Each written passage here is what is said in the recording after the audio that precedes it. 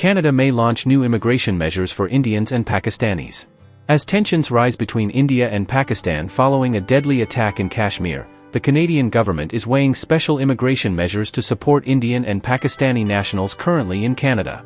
With diplomatic ties between the two South Asian nations deteriorating rapidly, fears of family separation, visa uncertainty, and travel restrictions have triggered urgent calls for action from Canada's sizable South Asian diaspora. If you are interested in this topic, please pay attention and watch the video through to the end to get all the information. Please hit like and subscribe, and don't forget to push the notification bell for an upcoming video. As geopolitical tensions between India and Pakistan escalate, Canada may roll out special immigration measures to support Indian and Pakistani nationals residing in the country. This video may come in response to growing concerns among the Canadian South Asian diaspora about safety, family reunification, and visa uncertainties triggered by deteriorating relations between the two nuclear-armed neighbors. We have seen in the past where the Canadian government stepped forward to support citizens of countries facing warlike situations. The Canadian government has already issued travel advisories for Pakistan and India. The latest spike in India-Pakistan tensions stems from a deadly militant attack in Indian-administered Kashmir in April 2025, which claimed 26 lives, mostly tourists. India has accused Pakistan of supporting the attackers, a claim Islamabad vehemently denies. In retaliation, both nations have imposed severe diplomatic and economic measures, including visa cancellations, trade bans, and the suspension of critical agreements like the Indus Waters Treaty. The closure of the Attari-Wagah border and restrictions on air travel have further strained cross-border movement, leaving many families separated. These developments have reverberated across the country, home to nearly 1.7 million people of Indian origin and a significant Pakistani community.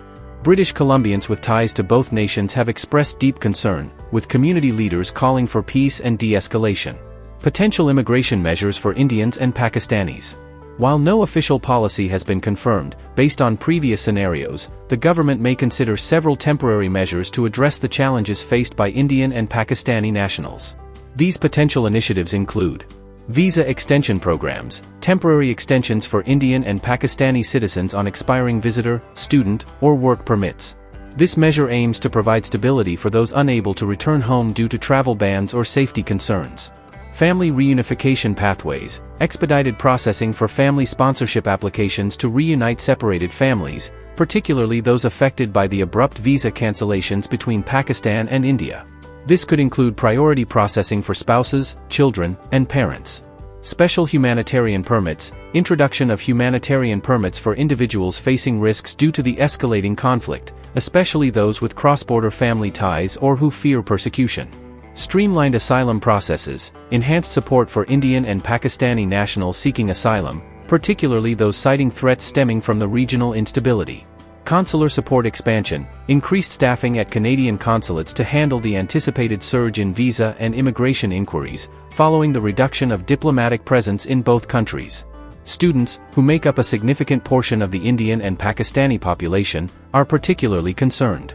With over 400,000 Indian students in Canada, visa uncertainties loom large. Historical precedents. Canada has a strong track record of implementing special immigration measures during global crises, offering a framework for the current proposals. 1971 to 1972, East Pakistani refugees. During the Bangladesh Liberation War, the Canadian government resettled over 5,000 East Pakistani, now Bangladeshi, refugees, offering expedited visas and humanitarian pathways.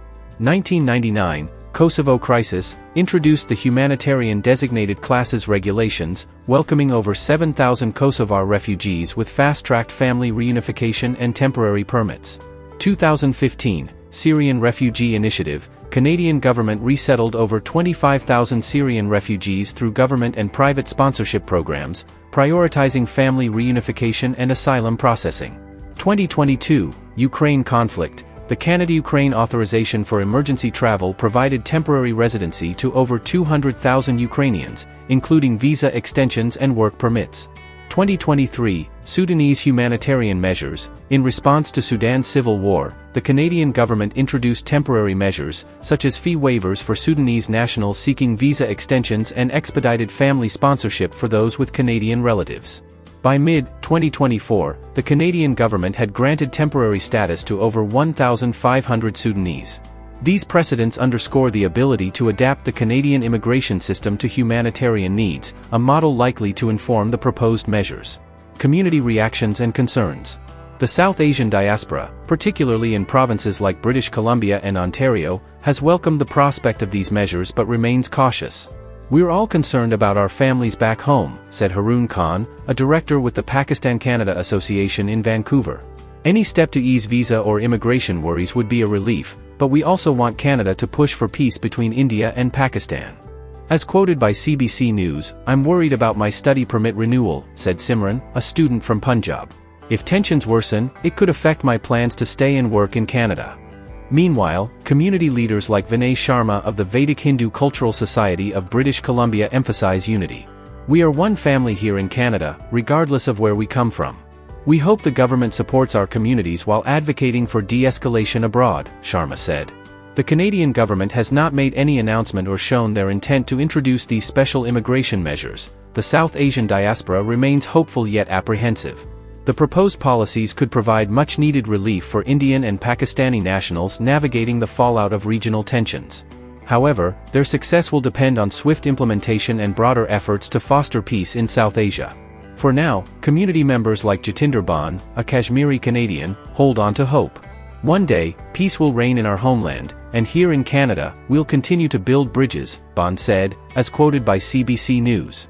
Stay tuned for updates on the Canadian immigration policies and the evolving India-Pakistan situation. How many immigrants from India are in Canada? 1.3 million people of Indian origin live in Canada, as per the latest official census done 4 years ago. How many Pakistanis live in Canada? 303,260 Pakistanis live in Ghana.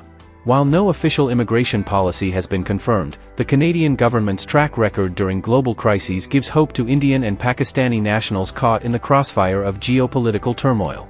As families wait anxiously for clarity and support, Canada faces a critical moment to uphold its humanitarian values and provide stability to those already contributing to the fabric of Canadian society.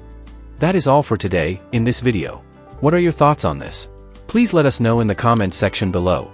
Thanks for watching the entire video. Hopefully, the information is useful to you. See you later, in the next video. Till then, take care.